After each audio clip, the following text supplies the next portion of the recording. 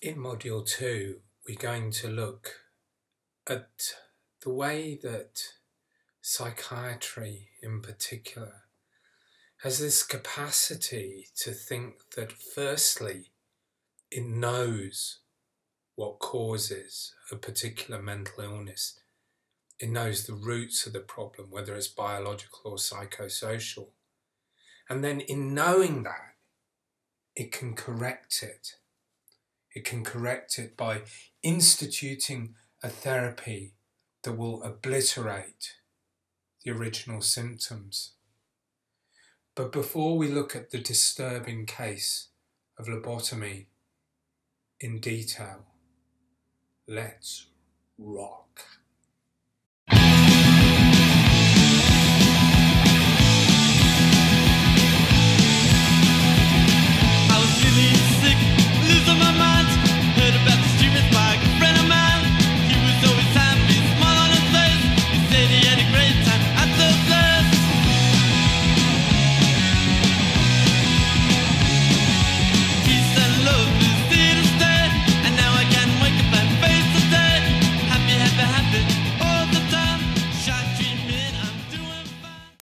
For some reason, the Ramones had something of an obsession with the treatment of mental illness. You've just heard Shock Treatment, one of their peerless punk blasts.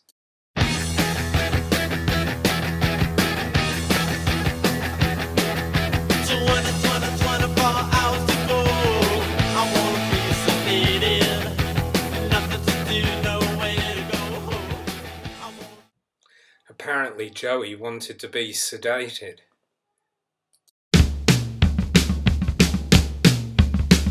Lobotomy!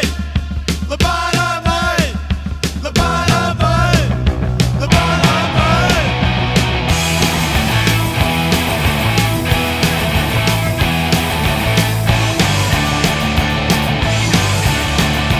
Did a double man. Now I am a real sickie. Guess I'll have to break the news that I got no mind to lose. All the girls are in love with me. I'm a teenage lobotomy. Guess I've got to break the news that I've got no mind to lose. And later on in the song, that he's got no cerebellum. What was it with the Ramones and these particularly graphic and very unpleasant psychiatric treatments, of which lobotomy was probably by far and away the nastiest, and is going to be the case study for this particular module. Lobotomy's birth was extraordinary and, as I've already indicated, deeply, deeply speculative. Here we see its inventor, Igaz Moniz, a Portuguese professor of neurology, also a politician. He attended the Second International Congress of Neurology at London in 1935. And at that Congress, he heard Carlisle Jacobson and John Fulton from Yale talk about experiments that they'd been carrying out on chimpanzees, particularly what happened to their emotional state when they had their frontal lobes ablated. Now, I'm sure many of you know that chimps, while they may be our closest ancestors in the animal kingdom, can be extremely aggressive.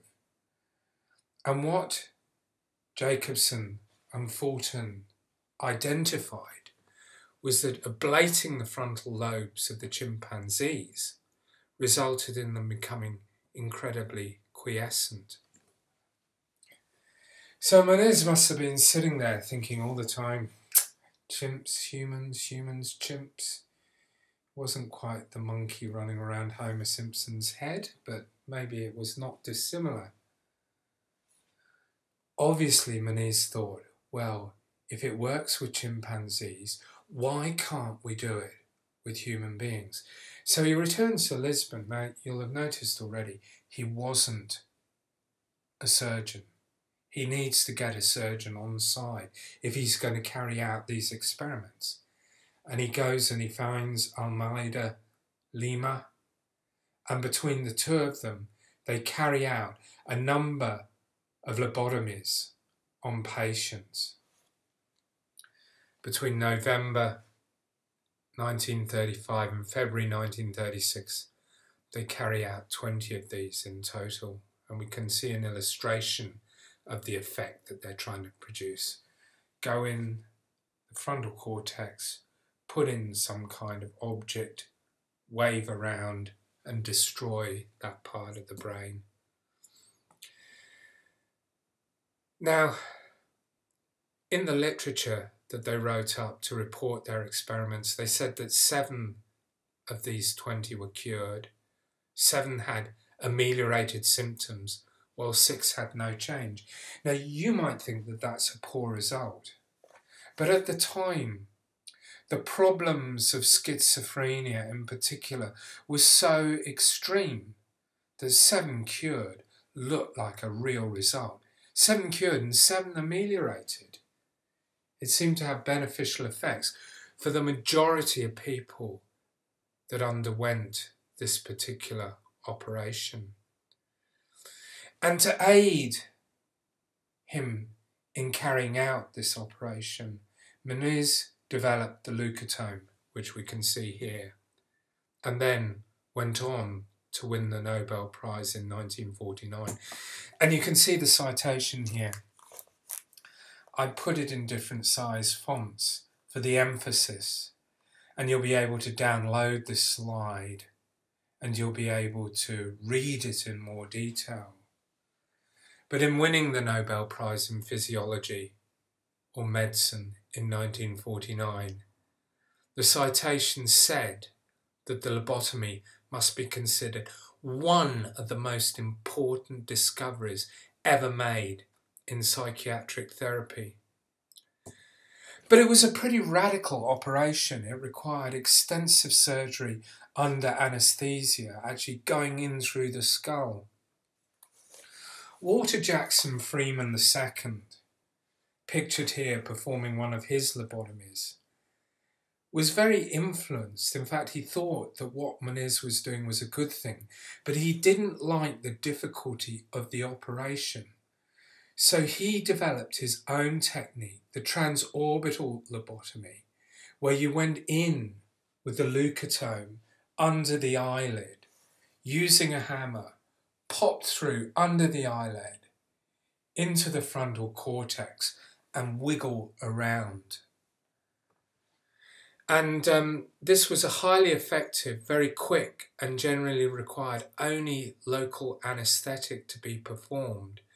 And Freeman himself, between 46 and 67, seems to have performed over 2,500 of these. We can see here the ice pick that he developed to carry out this particular operation. It looked like something you could have in your kitchen to make cocktails, but was used to perform this really drastic operation. Here we see Howard Dully, who in many regards is probably the most famous patient who was lobotomized by Freeman. Again, you can read the story here about how he almost certainly didn't require any form of intervention at all, apart from perhaps his dad divorcing his stepmother. Dully is a very interesting character. He had the operation done when he was 12 years old, and his brain seemed to recover. He goes around talking about his experiences, and he's an extraordinary man, a big bear of a man, with a real soul and a real heart and a really dry sense of humour. And certainly the operation doesn't seem to have affected him in any way that one could notice. We can see in the clinical literature that this was being accepted within the peer-reviewed journals. You know, once it gets into the Lancet, it's going to spread into loads of different places, loads of other places, into other asylums. And the Lancet was quite happy to publish this and regard it as the new kid on the block in terms of treating drastic mental illnesses. It would be worth dwelling on this account of someone that witnessed Freeman's procedures, and again you can look at the downloaded slides to go through this in more detail. But I've highlighted here this observer's thoughts. How can a man be relaxed just going blindly into the brain? But of course I didn't have the authority to say, stop that. Quite clearly, Wolfhard Baumgartel was staggered by what he was witnessing. Now, lobotomy, Freeman's rationale, was exactly what I've indicated. He believed that it reduced the intensity of the emotions, that it bleached the effect, that it tied in with a range of psychological theories about the operations of the brain. But he also claimed that it should only be used as a last resort, that only the most intractable patients should undergo lobotomy. But critically, just as he published in The Lancet, he spread the word in person by going on a personal crusade around the asylums of the USA, demonstrating transorbital lobotomy wherever he could, and attempting to spread the practice. So, it wasn't just Freeman, it wasn't just Moniz. The practice becomes ingrained within the asylums that treated mental illness, the mental hospitals, and it was used worldwide by many different people within psychiatry. So it doesn't just boil down to one individual. And in the media, it was held up, just as new breakthrough drugs often are, or new breakthrough treatments, as a revolution in therapy. But it does seem that it didn't remain a treatment of last resort for the most intractable patients. Quite often, individuals like Dully underwent the procedure when it should have been apparent to all the people observing them that they had no need for such a drastic operation. By 1951, 18,000 had undergone the operation in the USA alone. And it was only with the advent of psychotropic drugs like Lagactil and like lithium that we see the procedure beginning to decline when there becomes a pharmaceutical replacement for the procedure. I suppose the other thing that we need to note is that lobotomy became emblematic of the worst aspects of psychiatry, and it became enshrined in the literature of the anti-psychiatric movement, the movement that attempted to confront the excesses of psychiatry. And of course, those of you that have either read Keyes's One Flew Over the Cuckoo's Nest or seen the film adaptation will understand the role that lobotomy played within that narrative. So what about the Ramones? Why lobotomy, lobotomy, lobotomy, lobotomy? Well, they were punks, they were punk, and they were trying to shock. They were trying to be dumbass kids, looking so dumb that they'd shock everybody in their presence. There was something particularly gonzo about taking this stance.